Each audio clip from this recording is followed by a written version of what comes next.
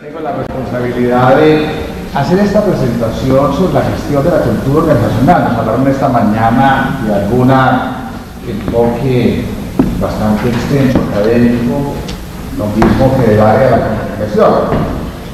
Rápidamente, estas son las cifras del hospital y yo voy a empezar con dos elementos fundamentales. Si usted quiere definir, si es uno hablar de gestión, de algo quiere definir. Y las palabras son muy bonitas. ¿De dónde viene la palabra gestión?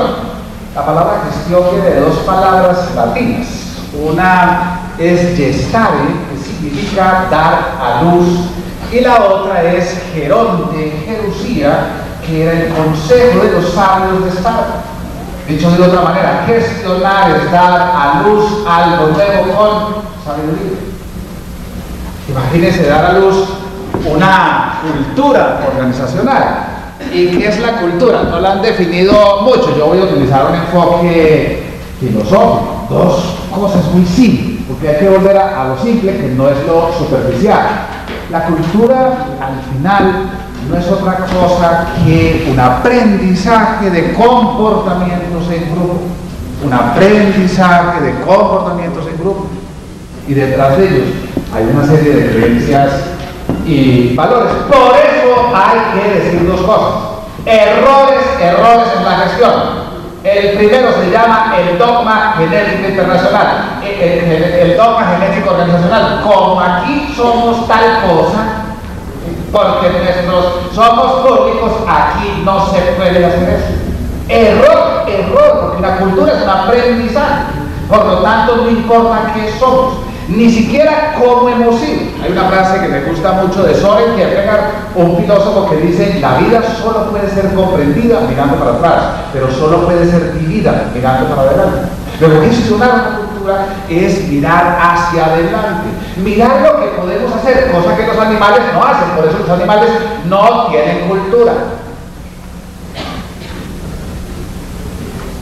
Y tan importante mirar las cosas con otro sentido. Es que somos nosotros los que somos al final los que elegimos ser buenos o malos, buenas o malas culturas, cosas que no puede una gallina. Yo no conozco gallinas buenas y gallinas malas, yo solo conozco buenas o malas gallinas.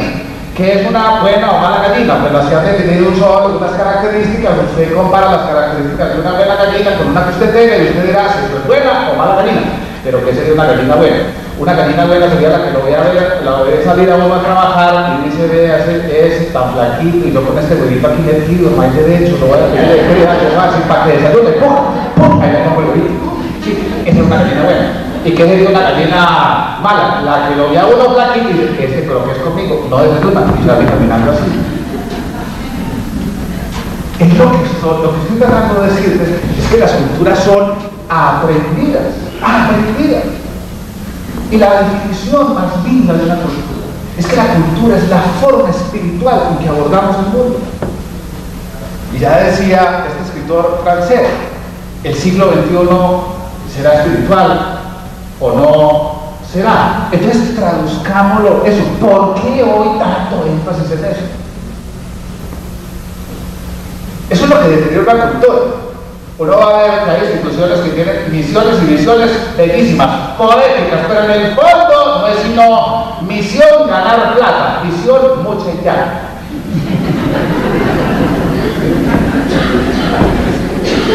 Y no hay nada de espiritualidad. Miren que había otra entonces manera de decirlo. ¿Sí? Miren, cultura es espiritualizar ese mundo material. Y qué tristeza, veas este libro, Las escapar de la mariposa, tener que llegar a descubrir lo espiritual cuando aquellas cosas corporales, físicas, materiales se deterioran. Esta es la historia de un enfermo, se queda inmóvil en la cama y empieza a ver el mundo desde una espiritualidad. Y entonces la pregunta: ¿y por qué hay que hacer eso? ¿Por qué más bien los que tenemos la vida, salud, ¿sí?, y nos podemos mover, por qué no espiritualizamos el mundo? Dicho esto, entonces, de manera simple, miremos qué compone una cultura organizacional para gestionar. Y una cultura organizacional no son sino 4 grandes plataformas. no le pongan mucho cuidado a eso. Miren, ahí están primeras cosas, componentes de una cultura, una serie de 10, 12 componentes, pero lo que quiero dejarles es que hay, insisto, 4 grandes plataformas. Una primera plataforma, la plataforma trascendente, ¿a dónde queremos ir? Una segunda plataforma, ¿con quiénes vamos? Una tercera plataforma, ¿con qué vamos? ¿Con qué vamos? Y una cuarta plataforma, ¿cómo vamos? Gestionar la cultura no es sino gestionar esos 4 elementos. Dar a luz sabiduría, a dónde queremos ir, con quiénes vamos, con qué vamos y cómo vamos. Simple, no hay que ponerle mucho misterio a las cosas. Y veamos entonces, yo quiero hacer la comparación de cómo es la experiencia de nuestro hospital gestionando la cultura. Veamos lo primero, que es la plataforma trascendente, la plataforma aspiracional, cuya pregunta más importante ni siquiera es qué somos, sino qué queremos llegar a ser. ¿Qué queremos llegar a ser? Ese es el punto de partida. Lo escribimos, lo divulgamos, lo compartimos, pero con creatividad. Uno cuando va a ver hoy las instituciones, cuando hablan de misión y visión, ¿qué falta de creatividad? Aquí vamos a brindar servicios con calidad y calidez. Esa es la misma misión que tiene un motel. La misma.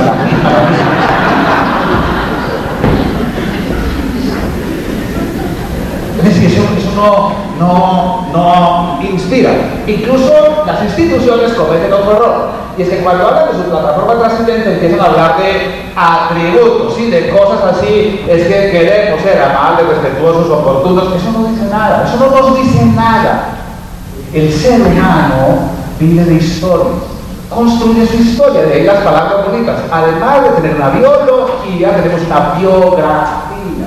Escribimos con nuestra biología la historia.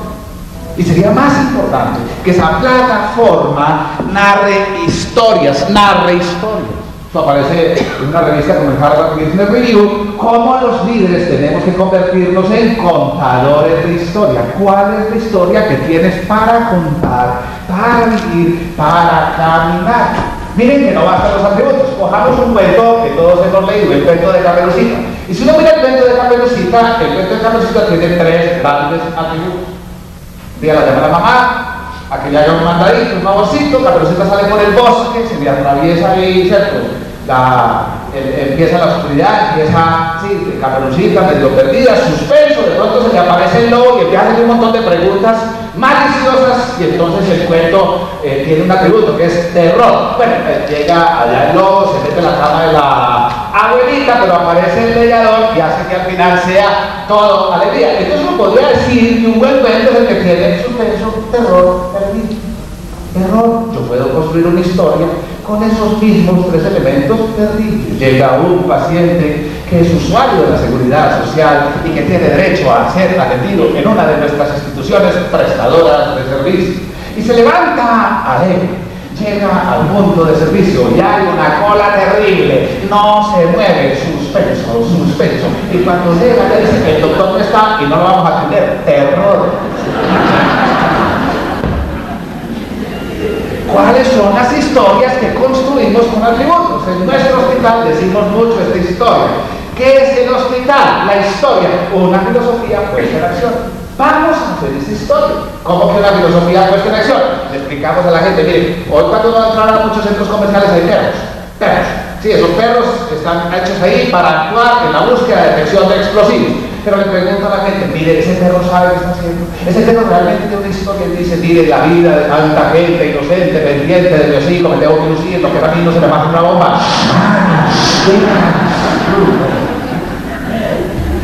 ¿Usted cuando ha visto una vaca con filosofía actuando? Sí, una vaca que ruge con tanto gusto, que da gusto verla rugear, porque es de la Liga Colombiana contra la osteoporosis.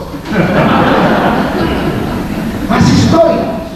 Nosotros le contamos una breve historia a la gente de qué es el hospital, esa plataforma, una filosofía puesta en acción que tiene 3 grandes pilares. Una institución católica que existe porque hay enfermos y es una institución humana. Y le contamos la historia que no es. Eso no es una sociedad anónima que busca el ánimo de lucro y que por lo tanto está pendiente de la rentabilidad. Esa no es la historia. Construimos una institución con alma. Esa es la historia. Por lo tanto, el sentido que le queremos dar en esa plataforma es que la gente se pregunte.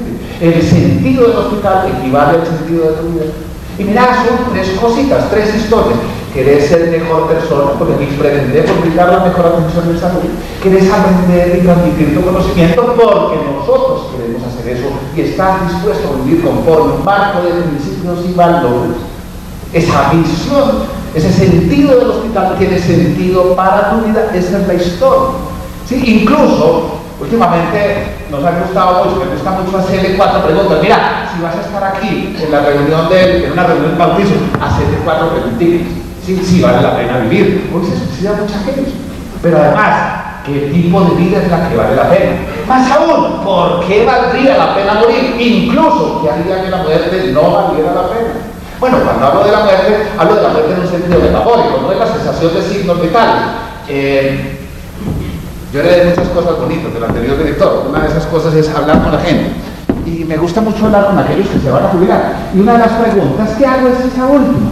¿Vas a morir a la vida laboral? ¿Vas a nacer a la jubilación? Pregunta, ¿qué te llevas del hospital? Y por favor, no me vas a contestar cosas como estas. Oiga, doctor, después de 35 años de trabajar aquí, ¿sabe qué me llevo? Una vena varicelial. Miren esto. Esto es una anécdota real para que vean las plataformas trascendentes. En la tragedia del 11 de septiembre, un bombero y un sacerdote se encuentran. El bombero le pregunta, le dice al sacerdote: mi obligación es evacuar al edificio, salga. Y el sacerdote le dice: mi obligación es salvar almas y estos campamentos. Y se queda y se muere. Esas son historias. Entonces, primer mensaje: estamos construyendo historias organizacionales. Eso tiene sentido para la gente. Tiene sentido. Miren, y sigo con esto para terminar y pasar a la segunda plataforma. Hay que cambiar de sentido a las cosas. Miren, en el hospital decimos: ojo, que aquí no prestamos un servicio para cuidar el negocio. Aquí hay que cuidar el negocio porque tenemos que seguir prestando el servicio. Y esa es la historia, Incluso está reflejada en términos administrativos. En alguna ocasión nos reunimos, en un grupo de participación para averiguar el direccionamiento estratégico y pintemos la idea del negocio. Si quieren, y miren lo que se dio. ¿Para qué ganamos dinero?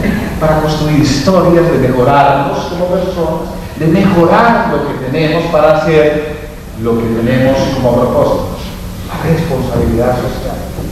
Y eso crea nuevas historias.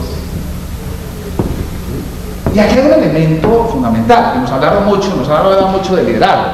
Y una de las cosas que nos está faltando es más profundidad en los conceptos. ¿Cómo construir verdaderas plataformas trascendentes cuando los que ejercemos autoridad ni siquiera sabemos qué es eso? Bellísima la palabra autoridad, pero qué desastre como la gente la percibe. Autoridad necesaria para coordinar los esfuerzos de muchos, en pro de un propósito. Palabra que viene del latín augere, y oigan lo que significa: hacer crecer. Hacer crecer.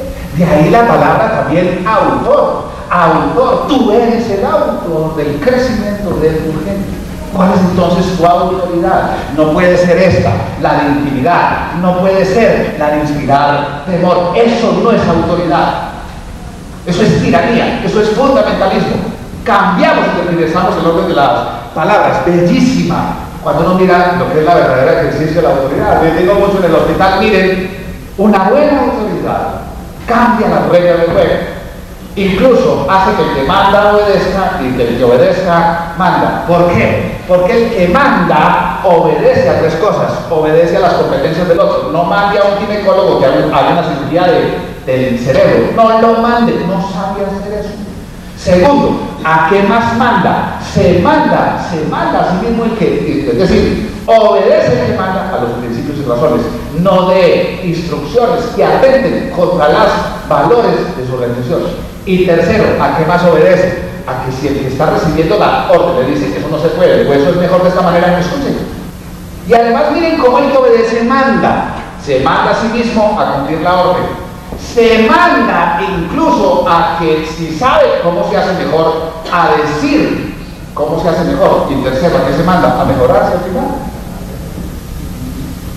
¿Cómo construimos entonces historias?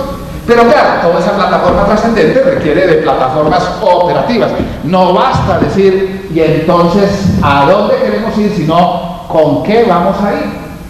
Y el hospital trabaja mucho en eso.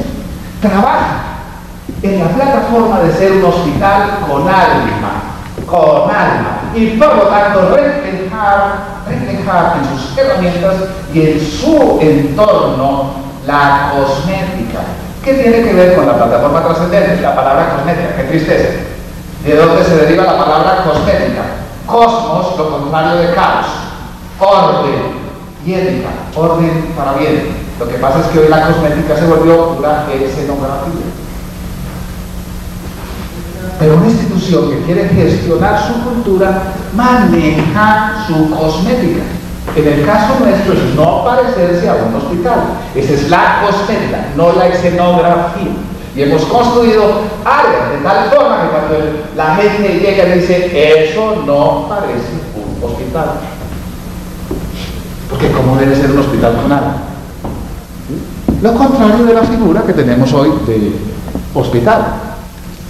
Y cuidamos también en la plataforma, si queremos cumplir la tarea, que asegurar un proceso es garantizar un resultado. Uno oye mucho aseguramiento de proceso y la gente cree que asegurar un proceso es pintar cuadritos. Sí, además sofisticarlos con las 5W, una H, quién, qué, oíste, pero ¿para qué pintar la mediocridad? Vos podés pintar la mediocridad, cómo prestar un mal servicio y asegurado. ¿Sí? Mira, primero, mira cuál es el resultado. Y con ese resultado en mira, ¿sí? Construimos herramientas. Luego, mírenlo de esta manera conceptual. El sistema de mejoramiento del hospital, así fácil, tiene un enfoque filosófico o el modelo y utiliza herramientas, las mismas que utilizan todos. Norma CISO, acreditación, presentación de premios, 5 S. Lo importante aquí es que la herramienta no es el final, no es la finalidad, es lo que nos permite avanzar en la finalidad, que es distinto. Y por eso la reflejamos en cosas como estas, nuevamente, en acreditarnos, en certificarnos, en tener sistemas de información. Miren, están 1000.2, la información a pacientes, la guía de atención como un reflejo de un deseo de que nuestros procesos tengan un final seguro, historia clínica electrónica, imágenes digitales, sí, pero nuevamente no es la imagen por la imagen, sino lo que ello nos permite, ¿sí? El sistema de felicitaciones, sugerencias y reclamos. Alguien nos dice esto no va bien, ¿cómo nos podemos comunicar? Tenemos la mascota, la plataforma de comunicaciones, entonces hacemos derivaciones del pablito, instructivos, que todos son, insisto, herramientas que apoyan esa plataforma trascendente. Incluso tenemos un canal interno de televisión que invita a la gente a que nos pregunte, ¿sí? En el Hospital Pablo Tobón Uribe queremos que usted se sienta seguro. Por lo tanto, es importante que participe activamente de su proceso de atención y tratamiento. Pregúntenme. Esto le ayudará a garantizar su autocuidado, contribuyendo a prevenir errores con su medicación, su diagnóstico y tratamiento, y proporcionando una mayor comprensión de la información que le permita tomar mejores decisiones. Eso aparece en todos los medios de comunicación. Es la plataforma operativa. ¿Cómo queremos ir a donde nos hemos trazado que ir?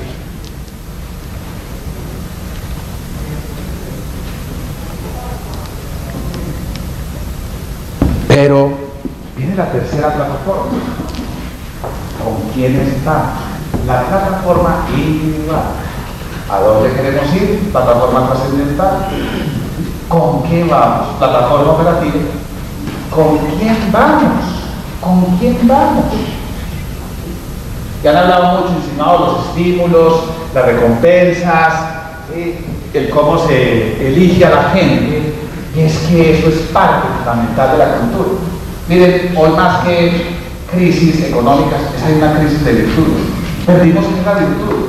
del griego fide, fuerza, perdimos la fuerza. Hoy nos interesa todo lo fácil, no traumatices a nadie, ser espontáneo, ser asertivo, finado, no le digas a nadie que no sirve para nada, que tienes una oportunidad mejor, programación neurolingüística, creerte con simplemente decir, cerrar los ojos y decir quiero manejar el helicóptero, sé manejar el helicóptero, sé manejar el helicóptero, ahí mismo se aprende a manejar el helicóptero,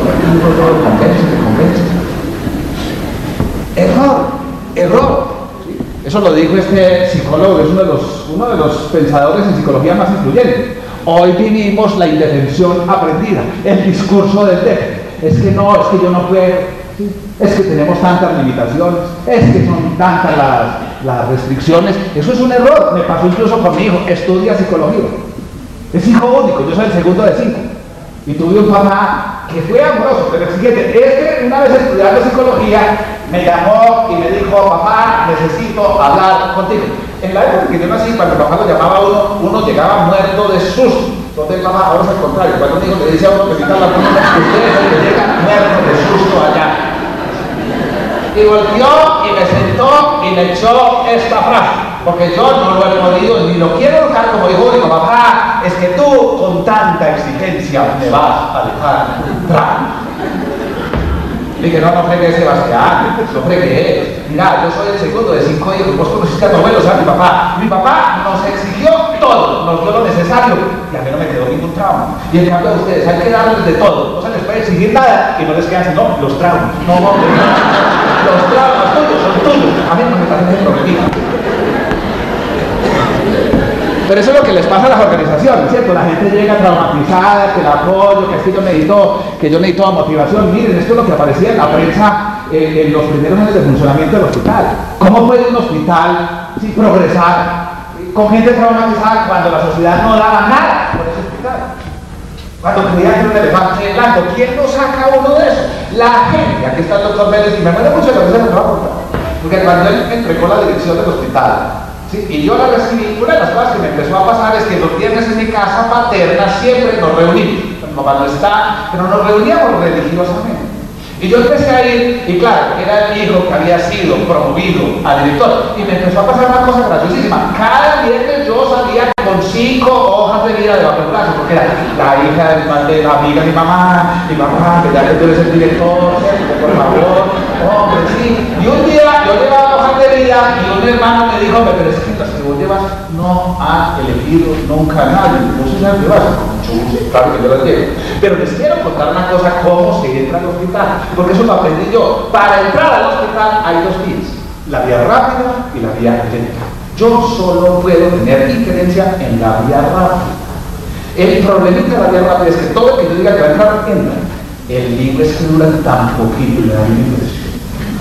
En cambio, la vía lenta se lleva algo allá y no sé ni qué pasa. Pero eso sí, si lo dejan a llamar y pasa, dura y dura y dura. Me miraban así y ¿cómo así? Y yo le voy a explicar que es la vía rápida. La vía rápida es por urgencias. En lugar de traer una historia de vida, traigan una historia clínica. Yo le digo, vale la urgencia, si lo examinan y no es urgente, ahí mismo lo sacan, pero todos entran. Desde esa hora y punto, no volví a recibir hojas de vida. ¿Cómo elegimos la gente? ¿Sí? ¿Cómo la capacitamos? El hospital está invirtiendo más de $2 millones al año en inversión de formación de la gente. Esto es un listado para que vean enfermeras, médicos, nutricionistas, por fuera. Entonces, ¿por qué somos tan incoherentes? Que la sociedad del conocimiento y no invertimos en la gente. Este es el capital del riesgo más alto, porque se puede ir, pero ayudamos a formar a la gente. Queremos conocer al programa. No, gracias. No, mañana me hago una pequeña cirugía y el médico me dijo nada de alcohol. Muy bien, es una pavada, porque una prima mía se lo hicieron, le hacen un taquito acá, y la levantan como si fuera un capo, y que después se cierran 3 cosas y te queda, pero divino. Es hermosa. Me pego la amígdalas. Las organizaciones no conocen a los colaboradores. ¿Sí? Y uno de los programas más lindos que tiene mi hospital es un proceso de valoración del desempeño. No hablamos de evaluación, sino es una valoración. Y un proceso de valoración que está conectado con la plataforma trascendente. Y de ese proceso de valoración que surgen programas de mejora y sobre todo de promoción de las personas. ¿A quién hacemos crecer? A los mejores. A los que han mostrado, esta es una auxiliar de enfermería que es egresada de nuestro Instituto de Educación y después es enfermera. Es profesional, oigan el testimonio. Yo llegué acá al hospital en el año 1997 por información del SENA, donde había la posibilidad de recibir patrocinio con el Hospital Pablo Tobón para estudiar en la unidad de formación auxiliar de enfermería. Comenzar como auxiliar de enfermería, que fue más o menos en 1999, fue empezar a adaptarme a un proceso de formación, porque no solamente era saber de que ya traía todos los principios y conocimientos que había adquirido en la unidad de formación, sino que ya era estructurarlo. Uno saber de que no es solamente vocación trabajar en enfermería, sino también como dar ese otro toque que el hospital le aporta en la formación como persona. Entonces realmente fue algo muy bonito. Entonces fue contagiar de todo eso y lo reflejando en cada acto y en cada contacto que tenía con el paciente. Puedo seguir trabajando en este hospital, puedo continuar formando una familia y que en un futuro que tenga unos hijos, ellos sigan sintiéndose igual de orgullosos como yo de estar en un hospital como este. Ser uno una persona será para otros. Entonces son humanos para humanos, todos con el mayor cariño y todos siempre en pro de recuperación y de beneficio. Una persona que solo es bachiller, se forma como auxiliar de enfermería, hoy es enfermera y su sueño es seguir trabajando en el hospital. Uno siempre va con gente, pero ¿cómo va? Es desastroso, porque nos hablan mucho del trabajo en equipo, de esa plataforma humana. Uno ve muchos procesos de desarrollo que se le ha llamado desarrollo organizacional y que al final el consultor toma una decisión de cambio estratégico y de cambio de la estructura y la gente que va a hacer eso. La gente que va a hacer eso, la formación, ese grupo que va a avanzar, se nos olvida, y hay que volverlo a decir tantas veces dicho en este foro, se nos olvida lo fundamental. Miren, para el hospital, el trabajo en equipo es un valor irrenunciable. Eso lo dice nuestra propuesta de valor. Nuestro trabajo es multidisciplinario, no queremos gente aislada. Por eso, en mi hospital, no podemos trabajar con gente autosuficiente. No necesita a nadie. Y para acabar de gustar gente autosuficiente que se quiere comer a todo el mundo y cree que es el único. Eso no puede ser. Pero es que confundimos las palabras. Miren qué tan diferente es un equipo de trabajo al trabajo en equipo. Las instituciones lo confunden. Todas las instituciones tienen que tener equipos de trabajo, porque nadie puede hacer el trabajo solo, bien hecho. Pero de allá a trabajar en equipo, incluso algunas organizaciones progresan. Y más que trabajar en equipo, trabajan como equipo. Una serie de personas con unas funciones muy definidas, coordinadas. Sí, igual que este computador y ese video link, mientras estén coordinadas toda función, algo falla en algunas personas y ¡pum!, el equipo se va al suelo. Nosotros insistimos en el trabajo en equipo, en querernos, en vincularnos. Nos hablaba esta mañana el doctor Carlos Edgar, entonces insistimos en cómo aprendemos la cultura, cuidamos quiénes son esos héroes, cuidamos los ritos y ceremonias, los ritos de paso. Una de las cosas que es reiterada en el hospital, cada que se va a hacer un cambio de rumbo, el rito de pasos que se construye con la gente, y es un rito exigente. Miren lo que la gente nos escribe. Miren, la propia gente volviéndose obsoleta a sí misma, pensando hacia adelante. Pero ¿con quién construimos eso? Con nosotros mismos. Somos nosotros los que estamos haciendo la historia, la que estamos haciendo que eso sea verdad. Y las historias se hablan con palabras. Hoy estamos equivocados. Cuando queremos trabajar en esa plataforma, ya no individual, sino humana, la palabra tiene que ser el principal símbolo. Pero nos está matando esto. En mi hospital eso no funciona. Entonces, porque si una imagen vale más que 1000 palabras, yo no estoy haciendo nada aquí.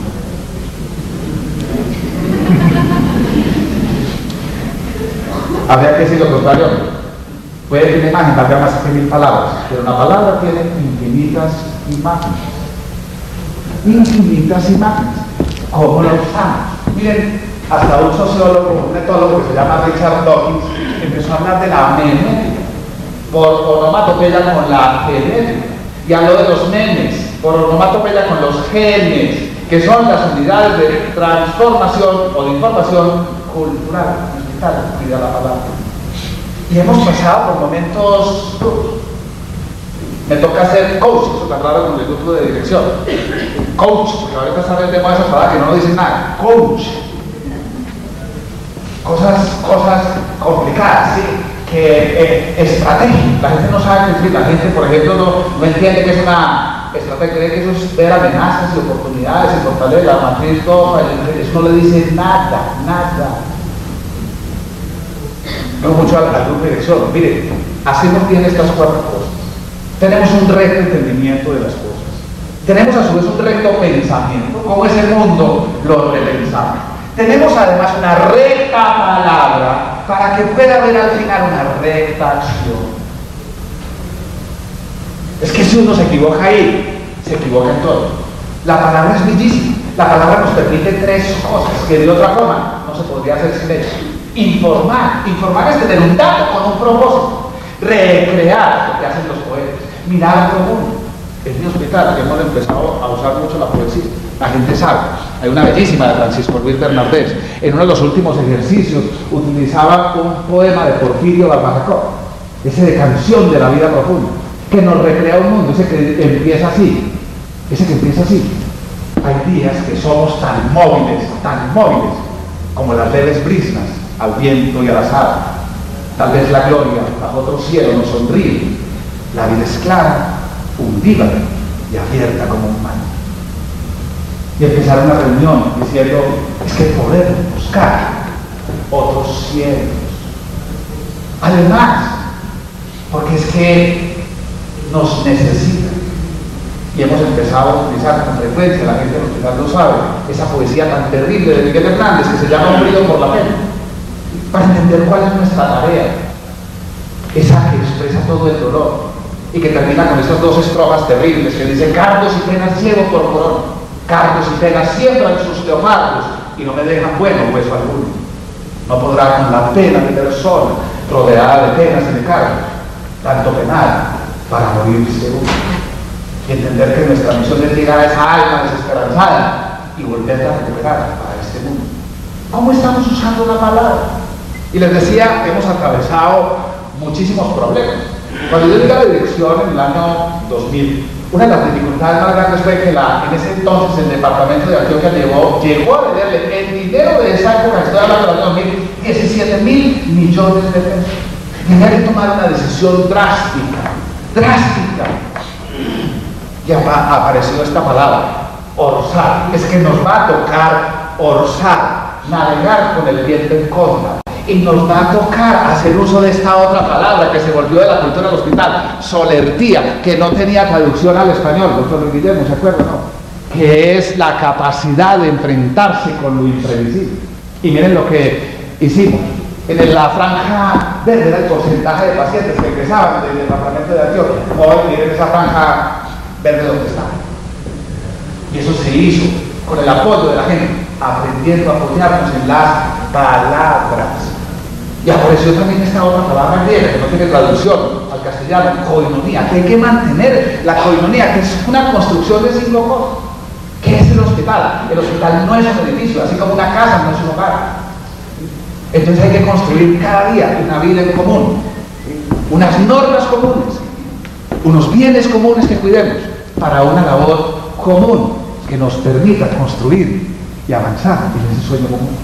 Y koinonía tiene hoy un significado para nosotros. Lo que construye la plataforma, el uso reiterativo de las palabras, cosas que están proscritas en el hospital.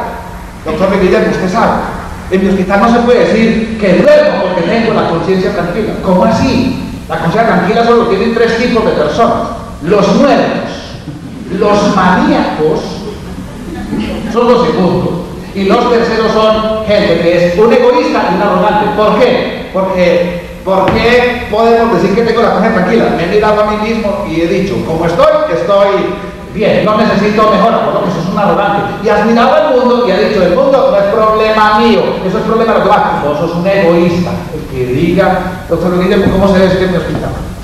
¿Cómo debemos decir que la conciencia está tranquila? ¿Cómo debemos decir que la conciencia está qué? La conciencia serena. Serena. ¿Sí? Eso es distinto y eso modifica las cosas. También hemos aprendido a cambiar las palabras. No se puede decir lección entendida. En Colombia todos son muy entendidos. Eso es como hablar del trinomio cuadrado perfecto. A más B al cuadrado, que es igual a al cuadrado, más 2AB, más B al cuadrado. ¿Qué tan entendidos? ¿Cierto? Ahora, ¿qué tan aprendidos? Eso a mí me sirvió en la vida. Yo cuando en alguna situación, en una encrucijada, he dicho, tráigame el trinomio me saca de esto. Mi vida la cambió el trinomio. No, que es una lección aprendida. La gente del hospital sabe que la lección aprendida, ¿cierto? Es cambiar comportamiento. O sea, todo el mundo entiende que la hace la mano, sí, pero nadie ha aprendido. No te metas la mano a la nariz, por lo menos aprende cosas. ¿Y cómo más gestionamos la cultura? Ganando el sentido de pertenencia. Hay un error rarísimo que uno escucha por ahí. Es que la gente no tiene sentido de pertenencia. Mire la palabra per. En latín, per significa lo que es doble, doble. Yo no puedo pertenecer si no hay alguien que me haga pertenecer. Hoy somos muy graciosos. Las instituciones no quieren, abusan de la gente. Ayer nos hablaba el doctor Rodolfo. Abusan, eso sí, desgaste por la organización. Pero le decimos que es un riesgo, ¿sí? Contrato con cooperativa, contratos de término fijo, congresos, vos meter la mano a los hechos. Pero sí, le decimos martirizarse por la organización. Pertenencia. Las organizaciones tienen que hacerse querer de las personas. Y trabajamos muchísimo en eso. Trabajamos muchísimo en que la gente quiera al hospital a través de todos estos programas. ¿Sí? El invitarnos, el hacernos parte de procesos de formación, ¿sí? De que conozcan, ¿cierto? Las convivencias, las reinducciones. Incluso hasta disfrazadas para decir el sabor del servicio, el aroma del servicio, el profeta de la seguridad. Ellos no se pueden reír de mí porque ellos saben que si se ríen de mí, ellos pueden reír conmigo, pero no de mí. Hoy estamos trabajando en esto que se llama empresa familiarmente responsable. ¿Cómo lograr que no haya conflictos entre la vida de trabajo en nuestro hospital y la vida familiar? Así es como avanzamos. Y entonces vienen los frutos. No hay necesidad de decir cómo se tiene una cultura. Es que ahí tenemos otro problemita. Si cultura no es espiritual, ¿qué se refleja? Hay un montón de reflejos de cultura. Y lo ha visto. La libreta de calificación, ¿para qué más? Eso es lo que piensan nuestros pacientes y nuestros usuarios. Perciben un hospital con alma. Esto es lo que hemos ganado en complejidad, es conocimiento incorporado. La complejidad del hospital se ha aumentado por el 50%. Esto es lo que ha mejorado el clima de trabajo de médicos y enfermeras entre 1995 y 2007. Y estas son las distinciones, para que más mediciones. Y hay muchas cosas. No se preocupen tanto por la medición, no se preocupen tanto por eso. Hagan las cosas con recto sentido y verá que los frutos se cosechan. Y aprendamos que hay dos cosas que no se pagan. Hay dos cosas que no se pagan. Ni la vocación de servicio ni el sentido de pertenencia. Uno no puede obligar a la gente que quiera hacer lo que hace. Ni puede obligarla a que quiera hacer lo que hace. ¿Dónde lo hace? ¿Cómo te vas a ganar eso? Cuando tenemos la gente mal, la gente misma no da lo mejor de sí. No lo da. Porque está inspirada por el terror. Finalmente, entonces, dos grandes equivocaciones en la gestión de la cultura: la falta de consistencia. La falta de consistencia y coherencia. Hablaron mucho a veces el doctor Carlos Edgar de los artefactos. Es que vean las palabras.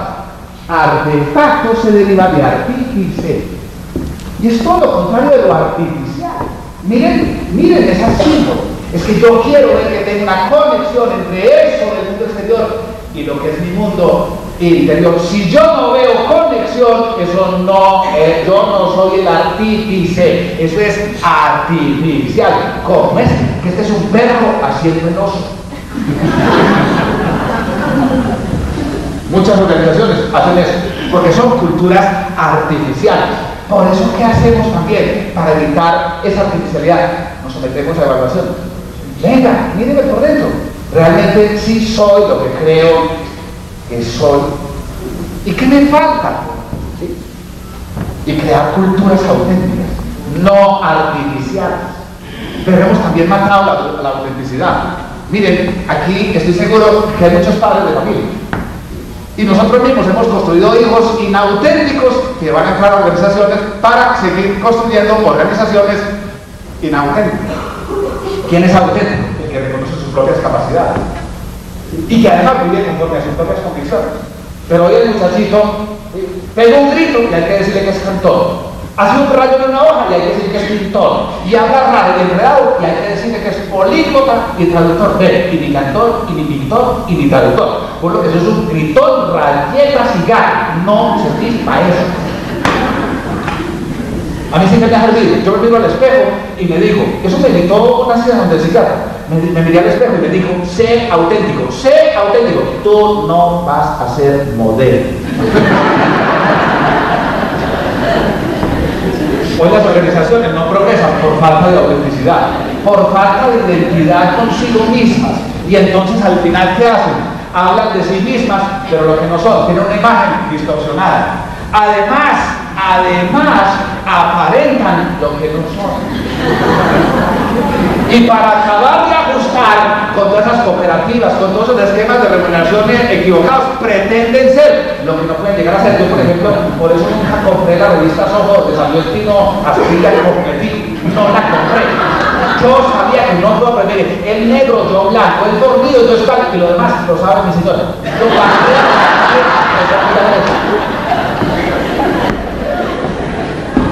no falsas pretensiones.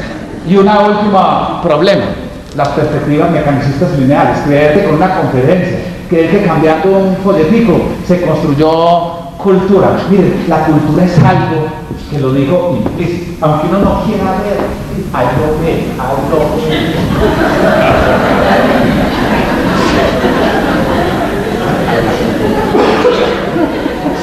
Eso es una cultura.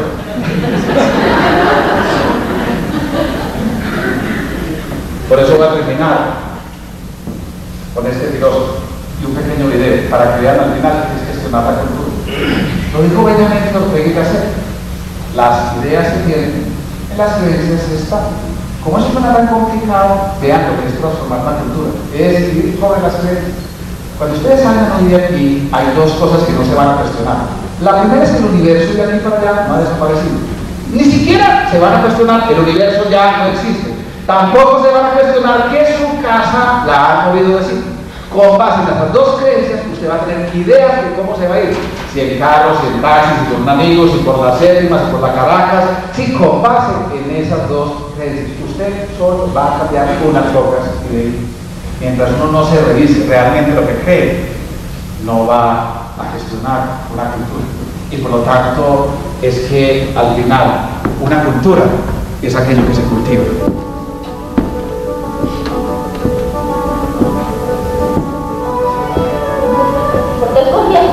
En el Hospital Pablo León Uribe, porque es un hospital caracterizado pues, por el trato a sus pacientes y a sus acompañantes, porque es un hospital católico y muy serio. Me identifico con los valores de él. Desde que estaba pequeña, yo me decidí, se me veía la tendencia a ayudar a las personas. Entonces, eso fue como que lo que me atrajo, sobre todo por el compromiso tan grande que ejerce la profesión.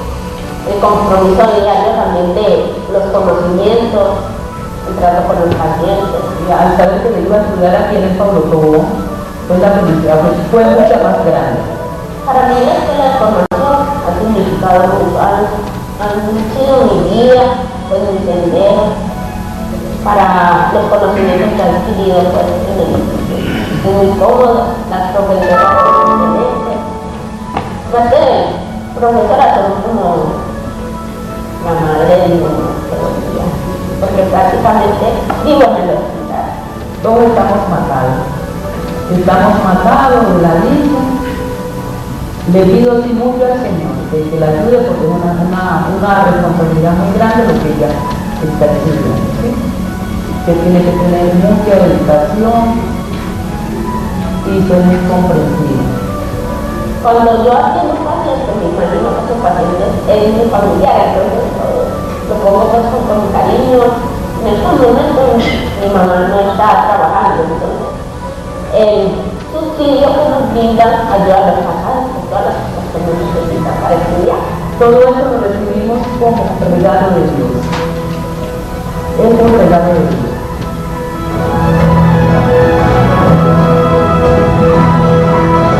Bueno, lo dicho está.